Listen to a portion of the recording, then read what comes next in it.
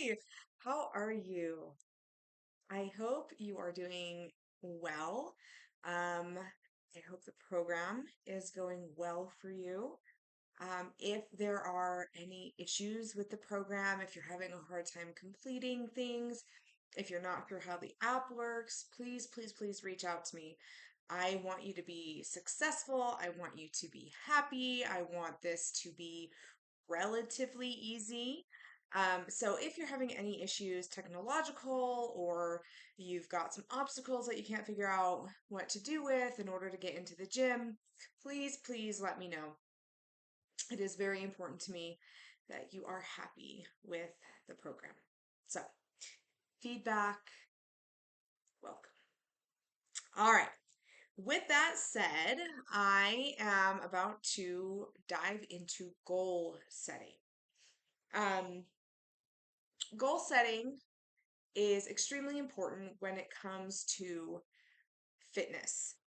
Um, but it's trickier and it is more involved than a lot of people realize it is.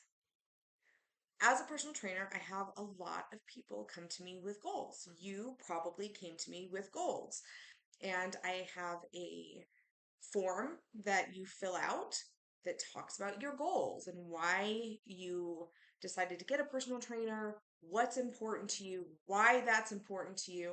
And I look over those and I read those and I keep those in mind. And I'll be talking to you about those as we go on, as we do our check ins.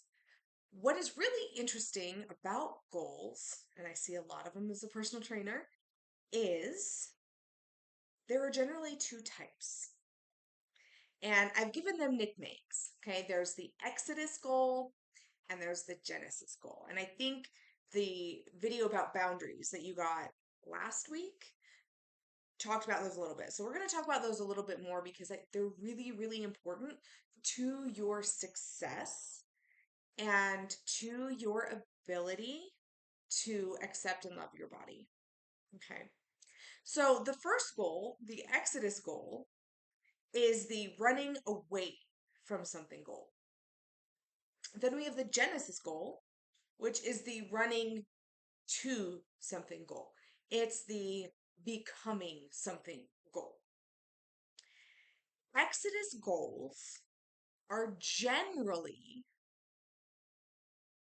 fueled by feelings of shame or feelings of guilt or feelings of sadness or inadequacy that we, especially women, have been socialized to have about our bodies. Okay, we are told that we are, in most cases, we're too fat. In some cases, we're too thin. But no matter what we are, it's not acceptable. And that has gotten into our heads, it's gotten into our hearts, it affects us emotionally, it affects us mentally, and we are so mean to ourselves. We are. Society is mean, and then we internalize that, and our self talk becomes mean. And that is what leads a lot of people to come see me or to come see whoever, right? Whatever personal trainer, is because there is a social expectation for what their body should look like. And they can't find peace or happiness because they don't look like that body type. And so they're like, I need to lose the weight. And it is interesting to hear how many of them have an arbitrary number. I need to lose 20 pounds. I need to lose 50 pounds. I need to lose 100 pounds. Like whatever it is, it's it's arbitrary. And it's an interesting conversation to have when someone says, I need to lose 20 pounds. I'm like, okay, why 20 pounds? Why not 30? Why not 15? Why not 21? Why 20? And they're just like, well, that's what I weighed in college. Okay. Do you think that that number is going to make you feel better about yourself? And the answer to that question almost always is yes. They think that that number is going to make them feel better about themselves. Or sometimes it's a body fat percentage. I want to be 20% body fat. Okay, cool. Why 20? And it's because they think that that weight or that body fat percentage is going to look on them the way they want to look. It's going to look on them like the supermodel in the magazine, right? It's going to look, I guess that's outdated, or it's going to look like that influencer on Instagram or TikTok or wherever it is, right? And it's wanting that ideal. It's wanting to get away from their body that they have currently and fit into that body because they think that once they have that body, they won't think mean thoughts about themselves anymore.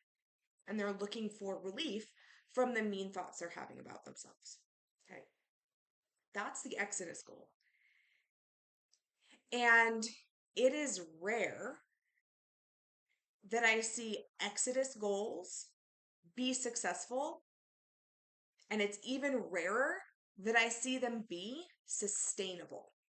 Because what happens is your brain, their brain, goes with them into that new body. Okay. And this I can speak to because I've been there. When I started my fitness journey, I was almost 200 pounds. I'm 5 feet 4 inches tall, everybody. Like, I was a big kid. Okay. I just had a baby. I was suffering from postpartum depression. I was overweight. I was obese.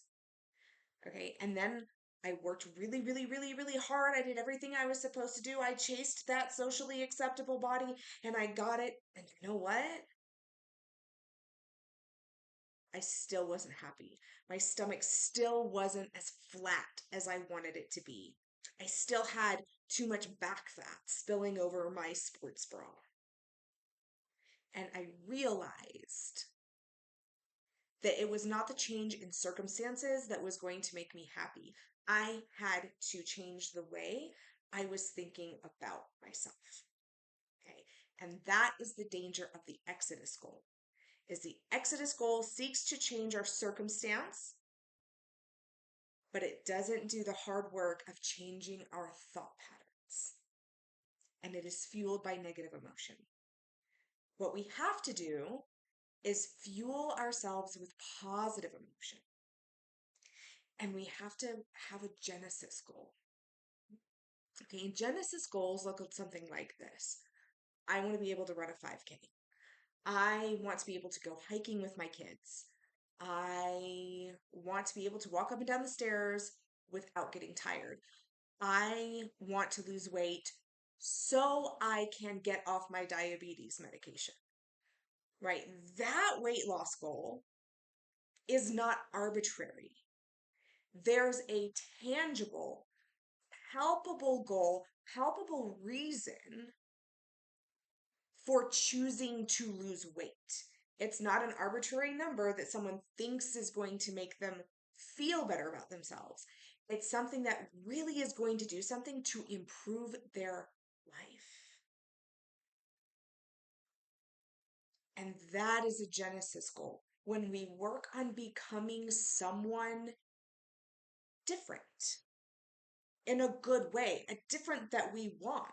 There's nothing wrong with you or me or anyone else the way that we are currently. Your state of being, look in the mirror, your state of being right now is beautiful and it's powerful and it is not broken. But if you are curious about what you can become, if you're curious about how strong you can get, if you're curious about what it will feel like to not be on a diabetes medication or a high blood pressure medication, then that is a journey worth taking. It's a journey that is fueled by my favorite emotion. I guess it's an emotion. I feel like it's an emotion. Curiosity. What am I capable of? Who can I become? Can I do this? And even if I can't do this goal that I have, Who will I be if I spend a year trying? How will I be different?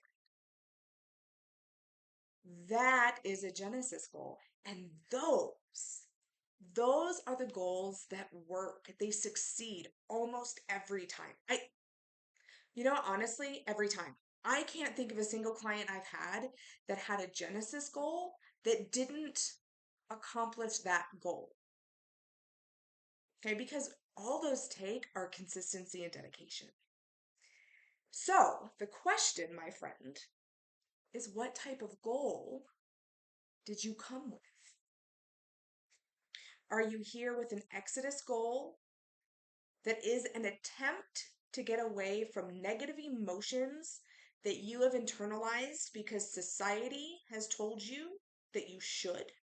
That you should feel bad about yourself because your body is not socially acceptable? Or have you come with the Genesis goal and you are here because you want to find out how badass you can get? Or you want to find out how healthy you can get, or how strong you can feel, or if you can do this amazing thing like run a marathon or run a 5K. If, when you reflect on that, you find that, ooh, I did come with an Exodus goal, you're not broken. There's nothing wrong with you. Most people come with Exodus goals. So the challenge, or maybe I should say opportunity, depending on how you respond to the word challenge, right? The opportunity that we have is to work together to help your mind switch from Exodus goal to Genesis goal.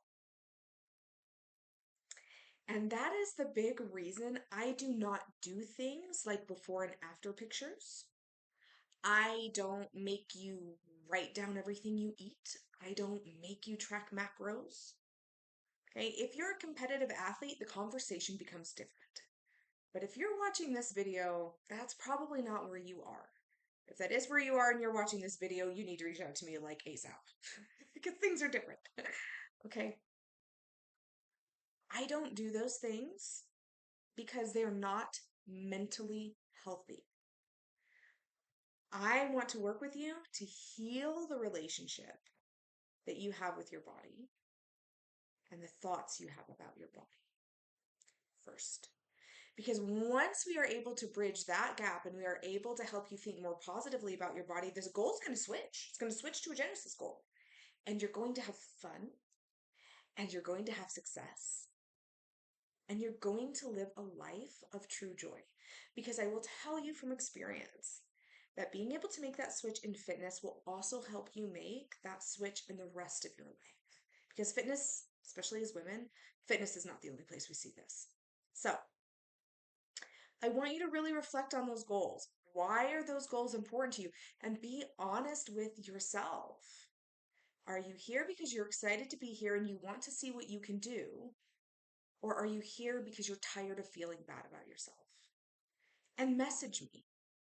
Write that in your notes somewhere. Let me know. You can email me. Let me know what you find out about your goals.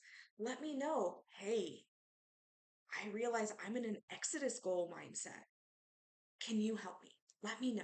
Okay, I'm interested in your progress physically, but also mentally, because that mental piece, that really does have to click in before that physical piece will. But we work on both together because your mind and your body are connected. So, we're at about time. I don't like to go over 15 minutes because your time is valuable and you need to go to the gym. Okay. I love you so much. Take care of yourself. Let me know how that reflection goes. And I will talk to you later.